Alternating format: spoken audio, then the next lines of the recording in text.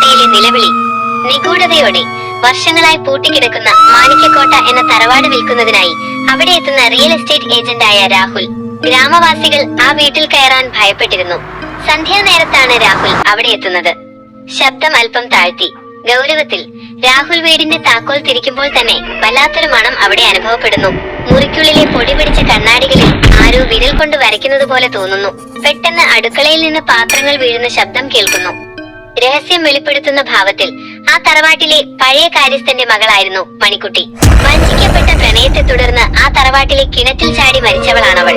രാത്രിയായാൽ അവൾ ആ തറവാടിന്റെ ഇടനാഴികളിൽ ചുറ്റി നടക്കും. രാഹുലിന്റെ മുന്നിൽ ഒരു പെൺകുട്ടിയുടെ നിഴൽ രൂപം പ്രത്യക്ഷപ്പെടുന്നു. വേഗത കൂട്ടി ഭയത്തോടെ രാഹുൽ പേടിച്ച് പുറത്തേക്ക് ഓടാൻ ശ്രമിക്കുന്നു. എന്നാൽ പ്രധാന വാതിൽ തനിയെ അടയുന്നു. കാറ്റിൽ ജനാലകൾ ആഞ്ഞടിക്കുന്നു. മണിക്കുട്ടിയുടെ ആത്മാവ് അലറിക്കൊണ്ട് രാഹുലിന്റെ അടുത്തേക്ക് വരുന്നു. അവളുടെ കണ്ണ് ചുവന്നിരുന്നു. കൈകളിൽ ഒരു പഴയ താലിമാലയുണ്ടായിരുന്നു.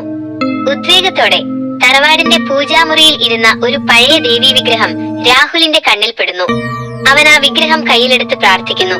വിഗ്രഹത്തിൽ നിന്നുള്ള പ്രകാശം കണ്ടതും മണിക്കുട്ടിയുടെ ആത്മാവ് നിലവിളിച്ചുകൊണ്ട് അപ്രത്യക്ഷമാകുന്നു. ആ തക്കം നോക്കി രാഹുൽ മതിൽ ചാടി പുറത്തേക്ക് ഓടുന്നു. സാവധാനം ഭീതിയോടെ അവസാനിപ്പിക്കുന്നു.